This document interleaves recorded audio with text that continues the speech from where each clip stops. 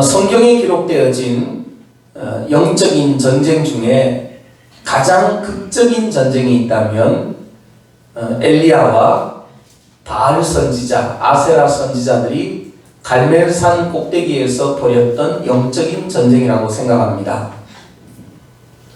누가 참신인지 이것을 놓고서 바알 선지자들과 하나님을 섬기는 엘리야가 영적인 전쟁을 시작합니다. 결국 하나님이 참 신이시다 하는 사실이 명확하게 밝혀지고 그 결과로 엘리야 선지자가 바알 선지자들과 아세라 선지자들을 잡아다가 그 자리에서 다 죽여버립니다. 여러분, 이 바알 선지자, 아세라 선지자들의 뒷배경이 되었던 사람이 있습니다. 그 사람이 누구냐 하면 아합 왕의 아내였던 이세벨입니다. 이 이세벨은 철두철미한 우상 숭배자였습니다. 그래서 이세벨의 보호 아래에서 바알 선지자들과 아세라 선지자들이 득세했다 이 말이에요. 그런데 자기 선지자들이 엘리야에게 다 죽임을 당한 거예요. 그때부터 이 소식을 듣고 이세벨이 엘리야를 향하여 칼을 갈기 시작합니다. 성경에 보면 이렇게 되어 있습니다. 이세벨이 사신을 엘리야에게 보내어 이르되 내가 내일 이맘때에는 반드시 내 생명을 저 사람들 중 한 사람의 생명과 같게 하리라. 협박한 거죠. 네가 오늘 나의 선지자들을 죽인 것처럼 너도 이맘때에 저들과 같이 죽임을 당하게 될 것이다. 경고문을 보낸 거예요. 자, 그러자 엘리야도 사람인지라 겁이 났습니다. 그래서 그가 이 형편을 보고 일어나 자기의 생명을 위해 도망하여 유다에 속한 브엘세바에 이르러 자기의 사한을 그곳에 머물게 하고 자기 자신은 광야로 들어가 하룻길쯤 가서 한 로뎀 나무 아래에 앉아서 자기가 죽기를 원하여 이르되, 자기를 죽이려고 하는 이세벨을 피해서 광야로 도망가서 더 깊은 곳에 가서 로뎀 아래에서 하나님 차라리 나를 죽여주십시오. 난 힘들어서 못 살겠습니다. 하나님을 향해서 원망하고 불평했습니다. 이렇게 원망하고 불평하던 엘리야가 피곤해서 떨어져서 잠이 들었습니다. 그런데 천사가 나타나서 잠자고 있는 엘리야를 머리부터 발끝까지 사랑으로 어루만져 주십니다. 그리고 엘리야의 귀에다가 속삭이시기를 일어나서 먹어라 이렇게 권면하시죠. 그래도 엘리야가 일어나지 않고 있습니다. 그러니까 또다시 와서 어루만지며 이르되 일어나 먹어라. 내가 갈 길을 다 가지 못할까 하노라 하는지라. 엘리야를 향한 하나님의 염려의 마음이 표현되고 있습니다. 엘리야야, 너 이러다 죽는다. 너 이러다 더 이상 너의 갈 길을 못 간다. 얼른 일어나서 먹고 힘내어라. 하나님이 천사를 통해서 엘리야를 어루만지시고 위로해 주셨습니다. 이에 일어나 먹고 마시고 그 음식물의 힘을 의지하여 40주 40야를 가서 하나님의 산 호렙에 이르니라. 여기서 보면 결국 하나님의 찾아와 주심, 하나님의 어루만지심, 하나님의 공급하심, 이것으로 엘리야가 힘을 얻어서 40주 40야를 가서 하나님의 산 호렙에 이르렀다. 이렇게 성경은 기록하고 있습니다. 여러분, 우리가 여기서 생각해 볼 것은 차라리 죽고 싶을 만큼 절망에 빠졌던 이 엘리야가 어떻게 낙심의 자리에서 일어날 수 있었느냐, 자리를 털고 어떻게 다시 담대하게 일어나 걸어갈 수 있었느냐 하는 것입니다. 우리 인간을 치유하시고 회복시켜 주시는 분은 하나님이십니다. 전적인 하나님의 은혜입니다.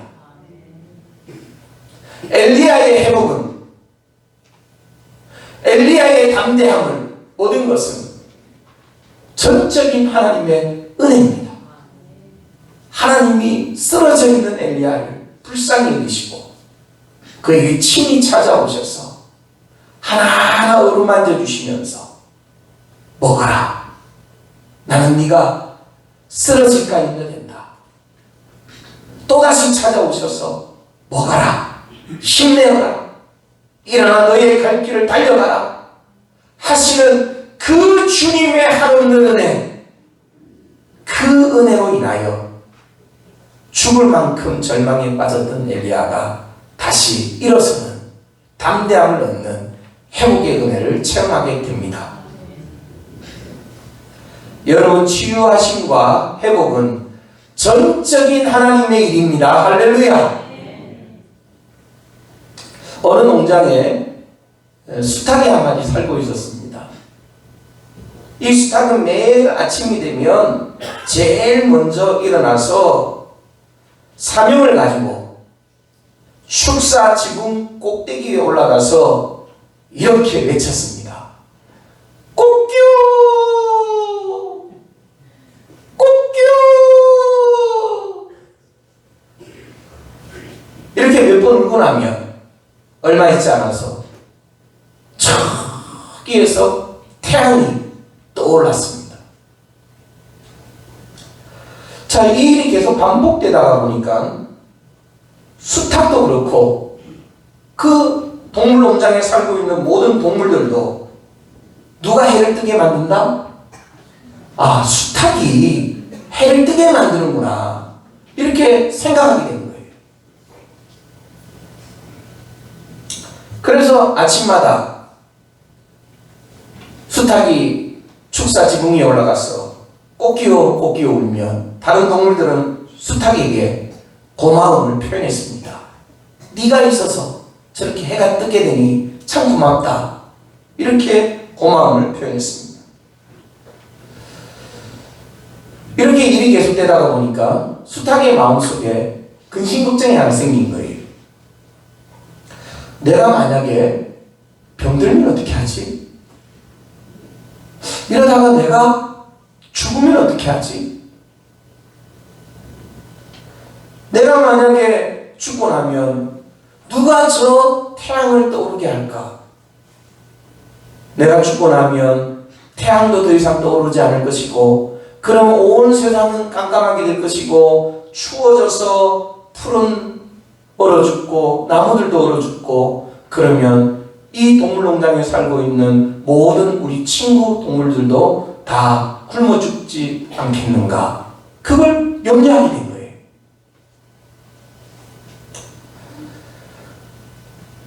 수탉은 사명감이 더 불탔습니다. 그래, 나는 병들지 말아야 돼. 난 죽지도 말아야 되고, 어떻게 해서라도 내 사명을 내가 잘 감당해야 돼. 그리고 매일 아침마다 축사 꼭대기에 가서 꼭기어 꼭기어 외쳤습니다. 자, 그런데 어느 날 사건이 벌어집니다. 수탉이 그 전날에 너무 열심히 운동을 했는지 너무 피곤해가지고 깜빡 늦잠을 자버린 거예요. 깜빡 늦잠을 잤습니다. 다른 동물들도 수탉이 빨리 지붕 위로 올라가서 꼭기어 외치고 태양이 떠올라 주기를 손꼽아 기다리는데 수탉은 나타나지 않았습니다. 끝끝내 수탉은 나타나지 않았습니다. 여러분, 그런데 놀라운 일이 생겼습니다. 어떤 일이 벌어졌을까요? 예, 수탉이 늦잠을 잤음에도 불구하고 태양은 여전히 예전과 같이 똑같이 떠올랐다 이 말이에요.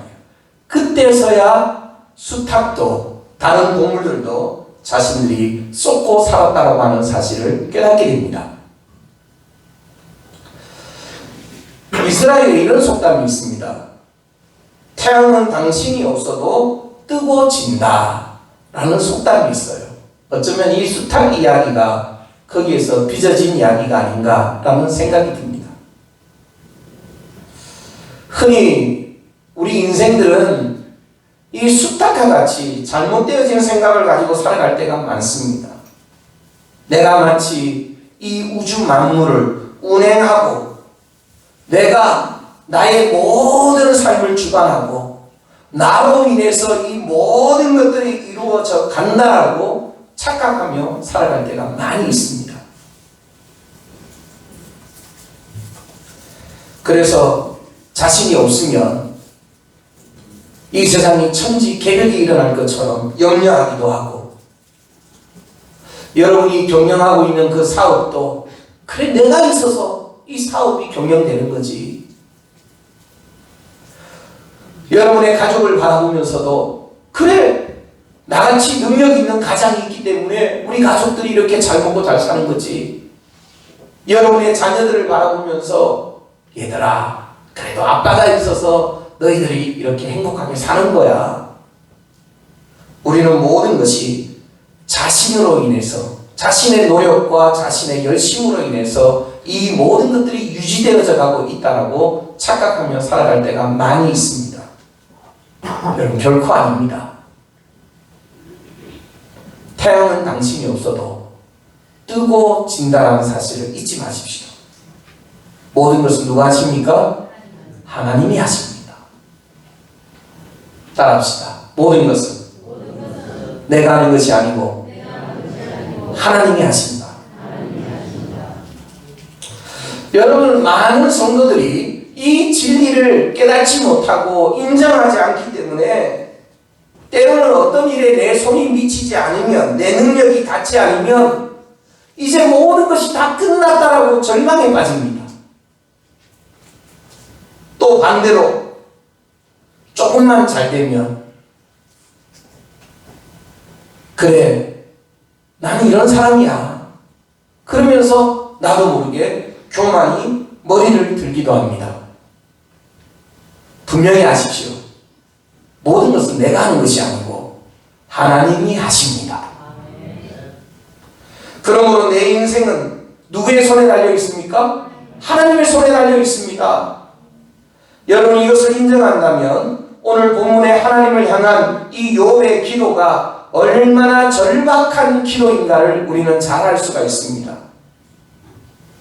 오늘 본문은 욥이 하나님에 대하여 정말로 두려워한 두 가지에 대해서 기도를 하고 있습니다. 욥이 두려워했던 두 가지가 무엇인가? 여러분 이걸 가슴에 잘 새기시길 바랍니다. 첫 번째는 하나님이 손대시는 것입니다. 욥은 그걸 정말로 두려워했습니다. 따라합시다. 하나님이 손대시는 것이다. 그래서 21절에 보면 욥이 뭐라고 기도합니까? 주의 손을 내게 대지 마시오며.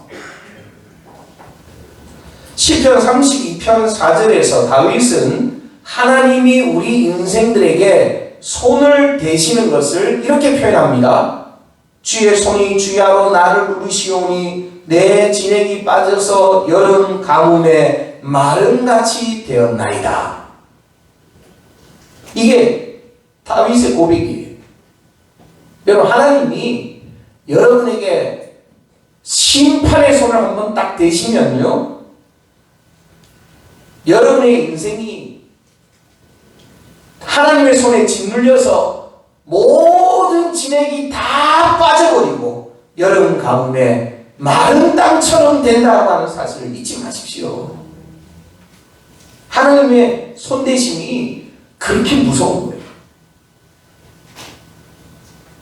하나님이 손을 대시면 감당할 인생이 없습니다. 그런데 하나님이 우리가 때로는 헛길로 갈 때, 잘못되어진 판단으로 잘못된 길을 갈 때 하나님이 우리를 징계하신다 이 말이에요. 근데 하나님의 징계는요 단계가 있습니다. 처음부터 하나님이 우리에게 직접 손을 대시는 게 아니에요. 하나님이 어떻게 하시느냐, 먼저 하나님의 사람을 보내어서 말씀을 주십니다. 말씀으로 깨닫게 하신다 이 말이에요. 자, 그런데도 하나님의 사람들이 길을 막아버리고 하나님의 말씀을 들으려고 하지도 않고 깨닫지도 않습니다. 그러면 하나님이 직접 손을 내버리십니다. 여러분, 우리가 성경의 역사적으로 보면 이스라엘 백성들의 멸망이 그렇지 않습니까? 하나님이 이스라엘을 직접 손대신 거 아니에요, 처음부터. 그들이 깨닫도록 하기 위해서 부지런히 하나님의 선지자 종들을 보냅니다. 그리고 그들에게 하나님의 말씀을 증거케 만들고 끝끝내 하나님의 말씀을 듣지 않고 회개하지 않으니까 그때서야 하나님이 직접 손을 내버리시니까 이스라엘이 멸망당했다. 역대하 36장 15절 16절에 보면 이렇게 표현되어져 있습니다. 그 조상들의 하나님 여호와께서 그의 백성과 그 거하시는 곳을 아끼사 부지런히 그의 사신들을 그 백성에게 보내어 이르셨으나 그의 백성이 하나님의 사신들을 비웃고 그의 말씀을 멸시하며 그의 선지자들을 욕하여 여호와의 진노를 그의 백성에게 미치게 하여 회복할 수 없게 하였으므로. 여러분, 이 말씀에 기록되어진 것처럼 하나님께서 계속해서 먼저 선지자들을 보내어서 하나님의 말씀을 전하게 하신 거예요. 그래도 그들이 회개하지 않고 듣지 않으니까 하나님의 진노가 그들에게 임해서 그들을 멸하셨다 이 말이에요. 분명히 기억하십시오. 이 강단에서 선포되어지는 하나님의 말씀을 들으면 살기 열립니다. 다른 방법 없습니다. 목사님 어떻게 해야 돼요? 목사님 나 이런 문제 있는데 어떻게 해야 돼요? 뭘 어떻게 해요? 여러분의 인생에 생기는 여러 가지 어려운 일들, 여러분이 뜻하고 바라지 않았지만 생기는 여러 가지 환난들, 고난들, 거기에는 하나님의 뜻이 있다는 거예요. 목사님 어떻게 해요? 뭘 어떻게 해요? 하나님 여러분의 길을 가르쳐 주십니다. 먼저 이 강단에서 하나님의 종을 세워서 말씀이 선포되게 하시고 그 말씀을 통하여 우리에게 살 길을 열어주시는 분이 하나님이십니다. 복을 내리기 전에도 저주를 내리기 전에도 하나님은 항상 먼저 말씀을 보낸다라고 하는 사실을 잊지 마시기를 바랍니다. 살기 원하십니까? 회복의 은혜를 또 믿기를 원하십니까? 잘 들어야 됩니다. 잘 듣는 거기에서부터 살 길이 열립니다. 여러분, 주의 종을 귀하게 여기셔야 돼요. 주의 종을 귀하게 여기고 그 입의 말을 하나님이 내게 주시는 말씀으로 아멘하며 받으면, 깨달으면 하나님께서 여러분에게 살 길을 열어주시는 줄 믿습니다. 이와 같이 욥은 하나님이 자신에게 손대는 것에 대한 두려움을 갖고 있었습니다. 그래서 하나님, 주의 손을 내게 대지 마시옵소서, 그렇게 간절하게 기도합니다. 자, 두 번째로 욥이 두려워했던 것은 하나님의 침묵입니다. 따라합시다. 하나님의 침묵을 두려워하자. 여러분, 하나님이 침묵하시는 거 얼마나 두려운 일인지 몰라요. 저희 집사람하고 저하고 관계에서도 제가 가장 화가 많이 났다는 걸 표현하는 방법이 뭔지 아세요? 입을 딱 닫아버리는 거예요. 전화 오면요, 일부러 전화 탁 꺼버리고요. 실력 행사 들어갑니다. 그럼 막 안날 나가지고 막 쫓아와요. 막. 무슨 말을 해도 대꾸하잖아요. 내가 화가 났다 이 말이에요. 하나님과 우리의 관계도 똑같습니다. 하나님의 침묵, 무시무시한 거예요. 어느 날 설교에 참 최고 목사님이신 스펄전 목사님이 청중들 앞에서 스데반의 순교에 대해서 설교를 하고 있었습니다. 여러분이 스데반의 순교 아시죠? 하나님의 복음을 증거하다가 핍박자들에 의해서 돌에 맞아서 죽었잖아요. 이걸 한참 설교하고 있는데 하나님을 믿지 않는 어떤 한 사람이 그 자리에서 스펄전 목사님에게 생뚱맞은 질문을 하나 던져가지고 목사님의 설교가 중단이 되어버렸어요. 이 하나님을 믿지 않는 비신자가 스펄전 목사님의 설교를 듣고 이렇게 목사님께 질문을 했습니다. 목사님, 그렇다면 스데반이 돌에 맞아 죽을 때 하나님은 도대체 뭘 하고 계셨습니까? 저는 여러분들이 이런 질문을 안 해주셔서 얼마나 감사한지 모르겠어요. 어떻게 알겠어요? 하나님 뭘 하고 있었는지 그 시간에 목사님이 어떻게 알겠어요? 근데 아주 비수를 꼽는 질문이잖아요. 하나님 살아계신다면서요. 하나님은 하나님의 말씀들을 지키시고 도와주신다면서요. 근데 스데반이 하나님의 복음을 증거하고 있었는데 돌에 맞아 죽을 때 하나님은 도대체 뭘 하고 계셨습니까? 이 질문을 하니까 이 목사님이 당황하신 거예요. 그래서 설교가 잠깐 중단됐습니다. 하나님이 번뜩 지혜를 주신 거예요. 그래서 스펄전 목사님이 그 사람을 향해서 이렇게 대답을 합니다. 예, 하나님은 스데반이 돌에 맞을 때 그로 하여금 기도할 수 있도록 해주셨습니다. 주여, 이 죄를 저들에게 돌리지 마옵소서. 여러분, 이건 보통 사람이 할 수 있는 기도는 아니잖아요. 하나님이 그 시간에 스데반으로 하여금 기도할 수 있는 힘을 주셨습니다. 그렇게 대답을 했습니다. 여러분, 사실 우리 인생사에서 우리 모든 목사님들이, 성도들이 환난을 당할 때, 뜻하지 않은 어려움에 빠졌을 때 목사님 찾아와서 목사님, 내가 이렇게 고통당하고 있을 때 하나님은 도대체 뭘 하고 계십니까? 이 질문을 던진다면 다 당황할 거예요. 뭐라고 말해야 되지? 근데 여러분, 우리 신앙생활 한번 가만히 보십시오. 항상 우리 마음속에 이 질문, 의문이 자리 잡고 있습니다. 하나님은 뭘 하고 계셨나요? 내가 그렇게 핍박당하고 있을 때, 내가 그렇게 매맞고 있을 때, 내가 그렇게 어려움으로 눈물로 탄식하고 고통하고 있을 때 하나님은 그 시간에 뭘 하고 계셨나요?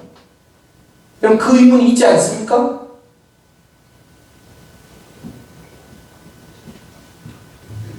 하나님의 침묵은요, 우리로 하여금 더 큰 절망에 빠지게 만듭니다. 무슨 말이라도 해주시면, 내가 왜 이런 고난을 당하는지, 내가 왜 이런 어려움에 빠졌는지 하나님이 무슨 말씀이라도 해주시면 내가 그걸 위로 삼고 내가 소망 삼고 견딜 수 있을 텐데, 하나님은 왜 아무 말씀도 안 해주시느냐 이 말이에요.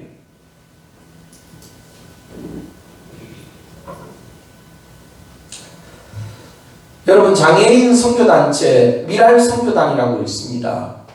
저도 사회복지사를 딸 때 이 미랄 선교단에 가서 이제 실습을 한 적이 있습니다. 이 중증 장애인들, 혼자서는 도저히 하나님께로 나오지 못하는 그런 중증 장애인들을 집까지 찾아가서 업어가지고 태워가지고 또 업어서 교회까지 데려다 놓고 그렇게 예배 마치면 다시 또 업어서 집에다 데려다 주고 이걸 실습으로 한 적이 있습니다. 근데 이 미랄 선교 단체에 어떤 한 어머니의 눈물 어린 간증이 있습니다. 그 어머니는 젊은 날에 하나님께 드려져서 선교사가 되고자 하는 꿈이 있었습니다. 그렇게 뜨거운 마음과 열정을 가지고 청년 시절을 보내게 됐어요. 그런데 남편을 만나서 결혼을 하고 아이를 낳습니다. 하나님을 그렇게 잘 섬기던 여청년이었고 하나님 향하여 뜨거운 가슴도 있었고, 그런데 남편을 만나서 결혼해서 아이를 낳는데 셋을 낳습니다. 근데 이 세 명이 전부 다 중증 장애아를 낳은 거예요. 여러분 같으면 어떻게 하실래요? 나 하나님 너무 사랑하는데, 나 하나님을 위해서 온전히 드려질 마음도 있는데, 내가 아이를 낳는데 하나도 아니고 셋이나 중증 장애아를 낳았다 이 말이에요. 보통 사람 같으면 어떻게 할까요? 원망하지 않겠습니까? 하나님 향해서 원망하고 탄식하지 않겠습니까? 이 어머니도 마찬가지였습니다. 하나님 향해서 많은 원망을 쏟아냈습니다. 하나님 왜 그러십니까? 하나님 이유가 뭡니까? 이유라도 좀 가르쳐 주십시오. 내가 무슨 죄를 지었습니까? 하나님 나를 저주하십니까? 왜 나에게 세 명의 자녀를 다 중증 장애아를 하나님 출산하게 하셨습니까?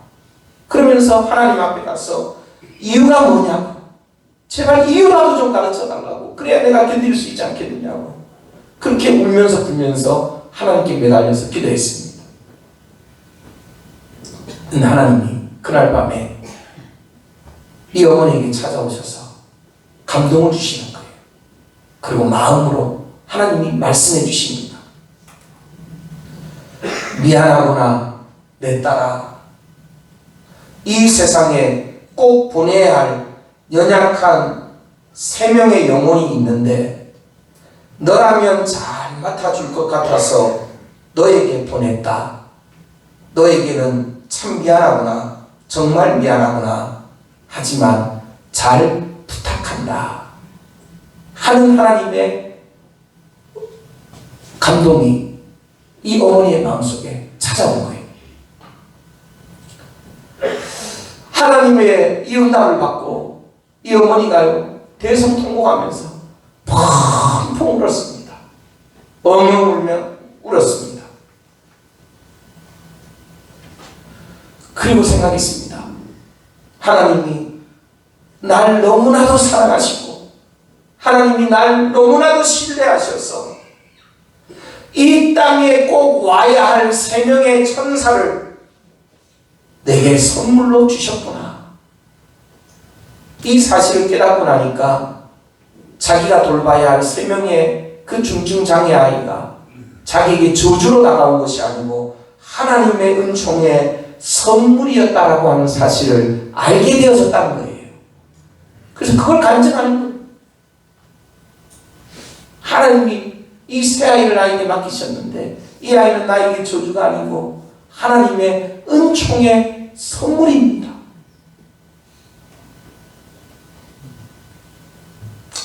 여러분, 이 어머니가 어떻게 감당하게 됐습니까? 하나님이 그 이유를 알게 해주신 거잖아요.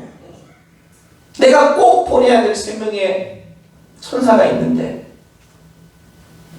너라면 내가 믿고 맡길 수 있을 것 같아서 미안하지만 내가 너에게 맡겼다. 그 하나님의 뜻을 기도의 시간을 통해서 알게 됐다 이 말이에요. 그러니 이제는 저주가 아니고 그게 하나님의 은혜의 선물, 축복이라고 하는 사실을 알고 능히 감당하는 거예요. 여러분, 우리 인생이 마찬가지입니다. 어떤 일이 일어난다 할지라도 거기에 감추어져 있는 하나님의 뜻만 안다면 우리는 능히 감당할 수 있습니다. 그 길이 순교의 길이라 할지라도 스데반처럼 능히 감당하게 됩니다. 그래서 시편 83편 1절에 보면 시편 저자가 이렇게 고백합니다. 하나님이여 침묵하지 마소서. 하나님이여 잠잠하지 마시고 조용하지 마소서. 하나님 무슨 말씀이라도 네게 해달라 이 말이에요. 내가 하나님의 뜻만 알 수 있으면 나는 아골골짝 빈들이라도 찬송하며 주님을 따라가겠나이다. 그게 시편 저자의 고백이에요. 오늘 우리가 읽은 이 본문의 말씀도 똑같은 영적인 의미를 담고 있습니다. 22절에 보면 욥이 이렇게 기도합니다. 그리하시고 주는 나를 부르소서. 내가 대답하리이다. 혹 내가 말씀하게 하옵시고 주는 내게 대답하옵소서. 여러분, 이게 무슨 말인지 아십니까? 자신에게 지금 일어나고 있는 이 모든 고난에 대하여 그 이유를 주님 나에게 좀 가르쳐달라, 그 말입니다. 사실 욥의 입장에서 보면 욥은 너무 억울해요. 하나님 앞에서 정직하고 의롭고 완전했던 사람이 욥입니다. 그런데 왜 내게 이런 환난이 다가오느냐 이 말이에요. 얼마나 억울하겠습니까? 욥이 하나님 앞에 간절히 구한 것은 하나님 내게 침묵하지 마시고 하나님의 뜻을 알게 하옵소서. 내게 말씀해 주십시오. 내가 왜 이런 고난에 빠졌는지 주님 내게 말씀해 주십시오. 나의 억울함을 좀 풀어주십시오. 그걸 간절하게 기도하고 있다는 거예요. 우리가 여기서 깨닫는 것은 욥이 가장 두려워한 것은 재물을 잃어버리는 재난을 당하는 것이 아닙니다.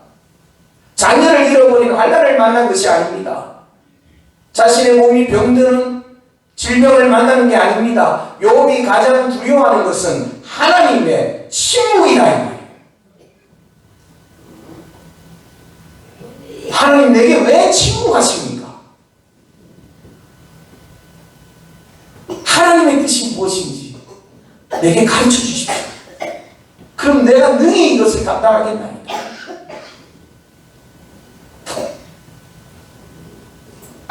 우리 성도에게 가장 두려운 것은 하나님의 침묵이에요.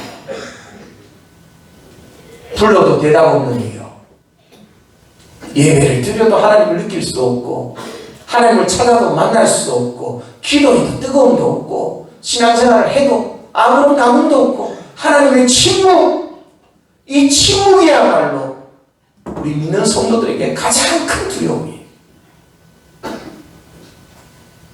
결론을 말씀드립니다.